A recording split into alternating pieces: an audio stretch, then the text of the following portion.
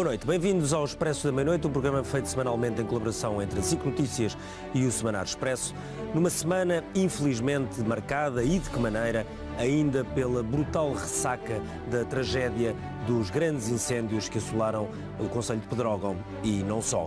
Já passam amanhã 15 dias e a verdade é que ainda há muitas dúvidas no ar, e é assim que vamos tentar olhar agora para a frente para estes fogos florestais de verão. Estamos perante um inquérito que vai levar 90 dias, é seguramente tempo a mais para as perguntas que pairam no ar e que os portugueses querem ver de alguma forma respondidos, num momento em que há muitas dúvidas e poucas respostas, e sobretudo muitas respostas contraditórias. As questões que se levantam é: o que aprendemos com esta tragédia? O que podemos esperar do verão que agora começa? E tudo isto num clima de enorme pressão política. Há seguramente respostas que os portugueses exigem, que todos nós exigimos, e há respostas que os inquéritos só vão dar mais tarde, mas vamos ter que enfrentar mais um verão e seguramente mais fogos, ainda neste clima de enorme incerteza. Para este programa convidamos Filipe Duarte Santos, é professor da Faculdade de Ciências da Universidade de Lisboa e presidente do Conselho Nacional do Ambiente.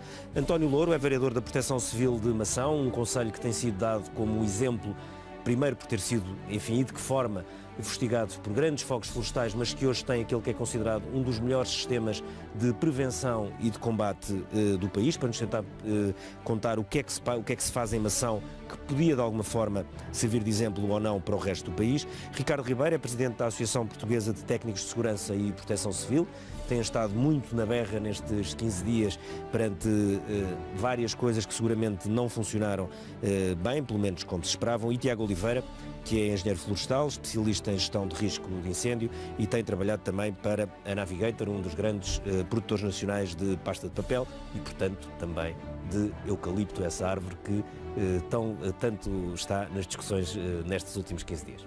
Ricardo Ribeiro, como é que os técnicos de segurança e proteção civil vão enfrentar um verão depois do que se passou agora? Das dúvidas que existem, da falta de unidade que parece haver, do passa-culpas, é um dos problemas que nós temos. Da descrença na máquina do Estado. É que nós trabalhamos muito numa perspectiva de combate e muito pouco numa perspectiva de prevenção. E este é o dilema que nós temos em Portugal. E eu rapidamente tinha aqui 2 ou 3 coisas para ilustrar um pouco do que nós falámos. Não, pode mostrar para cima que vão... Não, deixa estar no seu... Esta direito. era a situação... Ponha direito mesmo. Segundo o sistema... Rode. Ok. Assim. Segundo o sistema de informação de incêndios florestais, esta era a situação que nós tínhamos em 2010. O que é que essas cores querem dizer? Querem dizer quanto mais escura, mais área ardida. Uhum. Em 2010 esta era a realidade. Em 2000 esta era a realidade. Sim. Em 2010 é esta. Okay. Alguém não anda a fazer o trabalho de casa. Depois, para ilustrar aqui mais uma outra questão que também foi aqui falada, nomeadamente pelo vereador, reparamos com este gráfico que até 1980 e pouco, 85, andávamos nos 8.000 hectares. De 8.000 hectares de fogos. De área ardida. A partir daí foi sempre a subir, e é possível ver o que é que aconteceu até 2015. Na minha tese eu avaliei exatamente aquilo que o colega acabou de dizer, que foi, eu fiz a avaliação do processo formal de defesa da floresta contra incêndios, e a relação que eu estabeleci foi uma relação direta entre a desertificação, as suas razões, o abandono, a perca de valor da floresta, que nos últimos 10 anos perdeu 60% de valor, e os grandes incêndios e o aumento significativo do número de incêndios. E depois que nós percebermos, e o Sr. Vereador colocou aqui e bem a questão, falando no dia 17, no dia 17 em Pedrógão, portanto no país existiram 152 incêndios, 17 deles preocupantes. Nós tínhamos no dia 15 68 incêndios, 16 90, 17 152, 18 124, 19 118. Isto não há dispositivo que aguente isto. Portanto, não há bombeiros, não há operacionais. Há, portanto, que olhar para Mas tem a consciência, presumo eu, isto é uma pergunta, que este verão será um verão diferente, é um verão mais... Eu acho que este verão pode, no final, vamos fazer contas, porque o ano passado houve em Aroca mais tarde, há 2 anos houve... Portanto, a questão é... Há 3 anos foi em Tavira. Em Tavira, portanto, foi no Algarve, depois... Enfim, foi em vários sítios, mas os maiores... Em 2013, que foi o último ano que eu estudei na minha tese, arderam 52% da área total da União Europeia. Portanto, é disto que estamos a falar. O problema é um problema estrutural. Já não é, na nossa opinião, um problema, também há coisas a melhorar, mas não é um problema já de combate, não é um problema dispositivo. Quando nós temos estes números e temos frentes que progridem, por exemplo, um incêndio de dia 17, entre as 19h30 e as 20 horas, tive pena de não conseguir ter aqui as fotografias, progrediu entre 8 e 10 quilómetros, fazendo um movimento, uma rotação de 360 graus.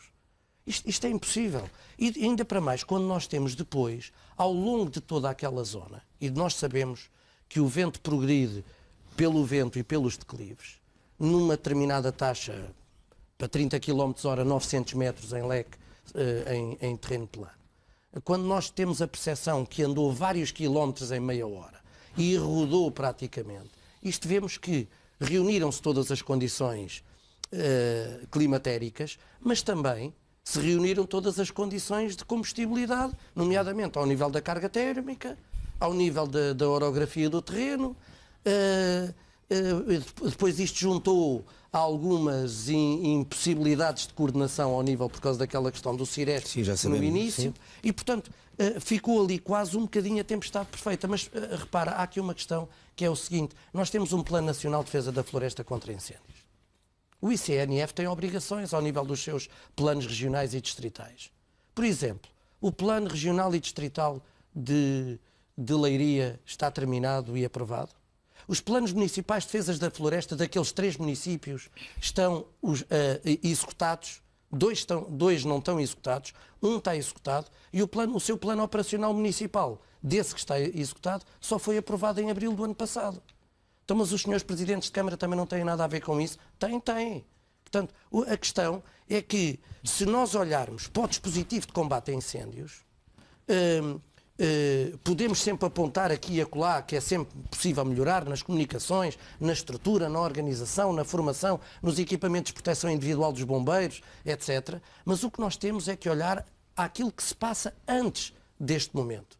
E antes deste momento tem que se trabalhar de forma interdisciplinar, plurissetorial, com estes senhores que são especialistas na área agroflorestal, com os técnicos de segurança e proteção civil e, por exemplo, as câmaras hoje, à frente dos seus serviços municipais de proteção civil, têm vários licenciados em filosofia, em história, em ginástica, para fazerem a coordenação de serviços de proteção civil, quando as universidades portuguesas andam a formar técnicos de proteção civil. Portanto, há aqui uma disfunção entre aquilo que se passa, que se devia de passar, para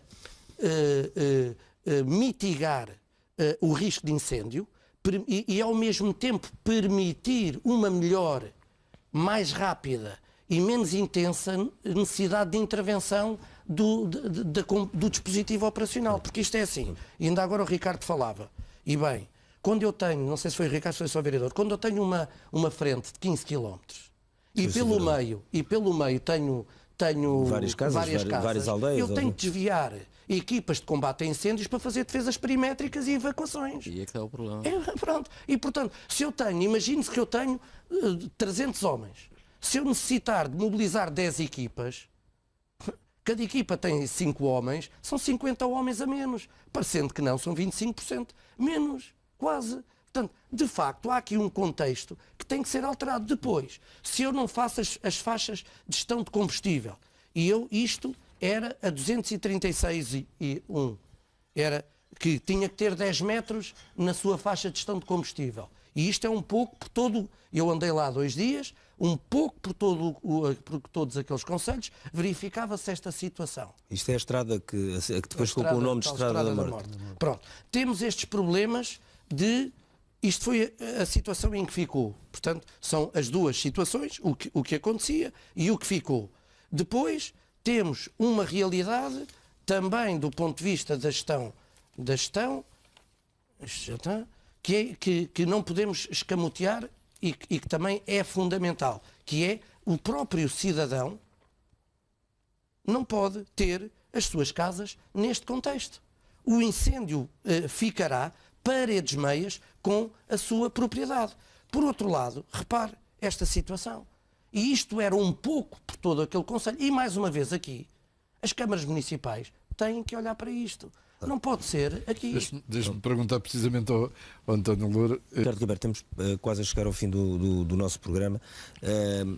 Posso só neste momento vale a pena ilustrar o que disse.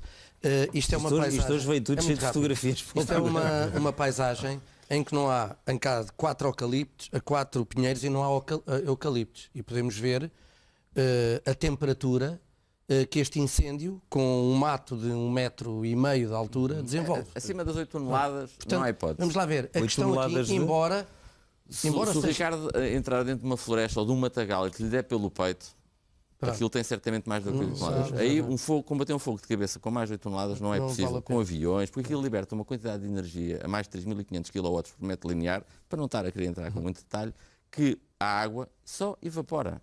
Aquilo incêndio combate-se com muito conhecimento, Ricardo, com muito conhecimento, a água lançada em cima evapora. De trás para a frente, e estes incêndios não se apagam, eles levam-se à extinção. Exatamente. A 6, 12, 24 horas. E para fazer isto é preciso uma organização focada, com muito conhecimento, com muita engenharia e a gerir a coisa profissionalmente. Para percebermos isto, as jantes dos carros da Nacional 236-1 são algumas de alumínio. O alumínio funde a 1400 graus, sensivelmente, e estavam derretidas, portanto, para nós percebermos. Os motores apareceram, portanto, para nós percebermos. Portanto, a grande questão aqui prende-se um pouco também com isto.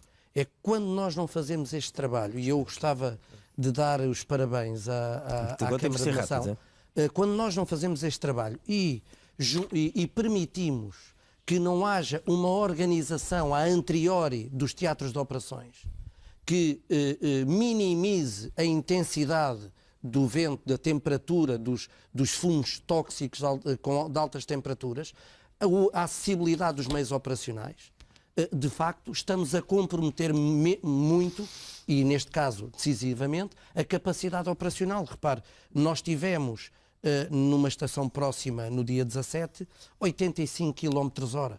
Quer dizer, com todo aquele combustível, com toda aquela orografia, com todos aqueles declives, com toda aquela dificuldade de mobilidade dos meios, de facto, era impressionante que aquilo não se verificasse uma situação deste género. Temos que ir à primeira página do Expresso. Nós continuamos a ter em manchete precisamente esta questão do incêndio. A caixa negra do incêndio revela que às 15 horas e 2 minutos o fogo já era de grandes proporções e pediam-se meios. 19 minutos depois do alerta já havia noção da gravidade. As primeiras horas mostram caos e falta de comando. De madrugada gritava-se: é uma tragédia épica. Falta de formação e sobrecarga explicam falhas das comunicações. Bom, temos depois no domínio da investigação que Marcelo Rebelo de Sousa preferia uma atuação rápida do Governo. Os socialistas estão preparados para a saída da Ministra da Administração Interna. António Costa condicionou a sua agenda para evitar vaias. E na Ilha da Madeira, um ano depois do grande incêndio que também houve na Madeira, o dinheiro prometido ainda não chegou. Depois, mais algumas notícias. As creches só chegam a 33% das crianças de Lisboa e Porto. As cotas colocam 96 mulheres em empresas. Fernando Medina diz que a proposta do PS sobre alojamento local é um erro. E, finalmente, o Benfica ajuda o delegado da Liga que safou, entre aspas, Nuno Gomes. O Expresso da Meia-Noite fica por aqui. Nós regressamos na próxima semana.